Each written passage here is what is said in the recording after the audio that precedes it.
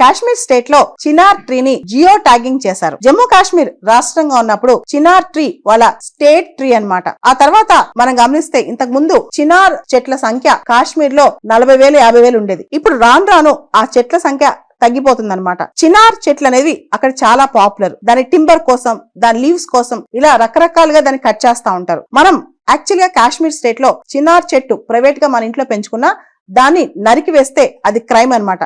కానీ చాలా మంది దాన్ని కట్ చేస్తా ఉంటారు, నరికేస్తా ఉంటారు. ఇది చాలా కామన్ అయిపోయింది. ఈ చినార్ ట్రీని జియో ట్యాగింగ్ చేయడం వల్ల లాభం ఏంటి, దాని లాటిట్యూడ్, లాంగిట్యూడ్, ఇలా ఎగ్జాక్ట్ గా ట్రీస్ ఎక్కడున్నాయి, ఎన్నున్నాయి, ట్రీకి నెంబరింగ్ వేస్తారనమాట. మనుషులకి ఎలా ఆధార్ కార్డు ఉంటుందో ట్రీ ఆధార్స్ అనేవి జనరేట్ అవుతాయి. ఇక్కడ దానికి ఒక ఐడి నెంబర్ ఇస్తారనమాట. దీంతో ఆ ట్రీని ట్రాక్ చేస్తా ఉంటారు. ఇలా ట్రాక్ చేయడం వల్ల ట్రీస్ ప్రొటెక్షన్ అనేది ఈజీ అవుతుంది అనమాట. చినార్ ట్రీస్, వీటిని చినార్ ట్రీస్ ని ఓరియంటల్ ప్లెయిన్ ట్రీస్ అని కూడా అంటారనమాట. వీటి ఆకులు, వీటి లీవ్స్ ఏవైతే ఉంటాయో అవి కెనడాలో మేపుల్ లీవ్స్ అని ఉంటాయి అనమాట. దాదాపు ఆ మేపుల్ లీవ్స్ తో పోలి ఉంటాయి చినార్ లీవ్స్ కూడా. ఇవి చాలా అందంగా ఉంటాయి ఈ లీవ్స్. ప్రతి చినార్ చెట్టుకి కూడా ఒక మెటాలిక్ క్యూఆర్ కోడ్ ని అటాచ్ చేస్తారనమాట.